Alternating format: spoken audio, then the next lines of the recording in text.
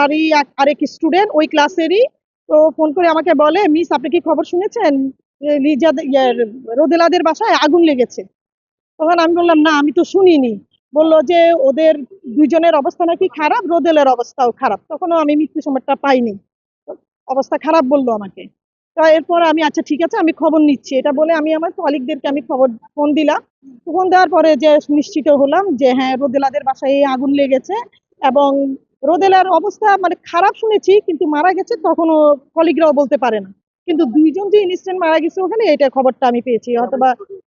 জি জি, রোদেলা খুবই ভালো স্টুডেন্ট ছিল। ও ক্লাসে খুব অ্যাটেন্টিভ ছিল এবং রেগুলার সেই স্কুলে আসতো। এখন আবাসিক এলাকায় গ্যাসের সিস্টেম নাই, অনেকেই গ্যাস সিলিন্ডারে রান্না বান্না করেন। এখন না করে তো উপায় নেই, যেহেতু লাইনের গ্যাস নেই।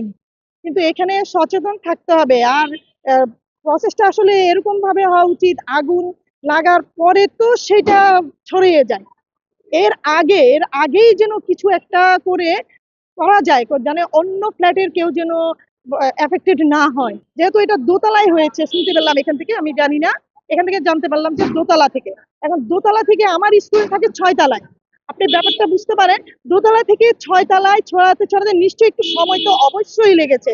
যদি ওরকম কিছু প্রোটেকশনের ব্যাপারটা থাকতো, তাহলে নিশ্চয়ই ওরকম যে কোনো প্রোটেকশন হতে পারে, সেটা বন্ধ করে দিলে হয়তো আজকে এই মর্মান্তিক দুর্ঘটনাটা হতো না, এড়ানো যেত। এটা তো খুবই মানে একটা মর্মান্তিক, এবং আমরা হতাশ, কারণ ওর একটা স্বপ্ন ছিল। ও সবসময় বলতো যে ও বড় হয়ে ডাক্তার হবে। তাহলে আমরা তো হারিয়ে ফেললাম। ও যদি বেঁচে থাকতো নিশ্চয়ই পড়ালেখা করে এই জায়গাটায় যাওয়ার জন্য তার আপ্রাণ চেষ্টা থাকতো, যেহেতু তার এটা স্বপ্ন ছিল।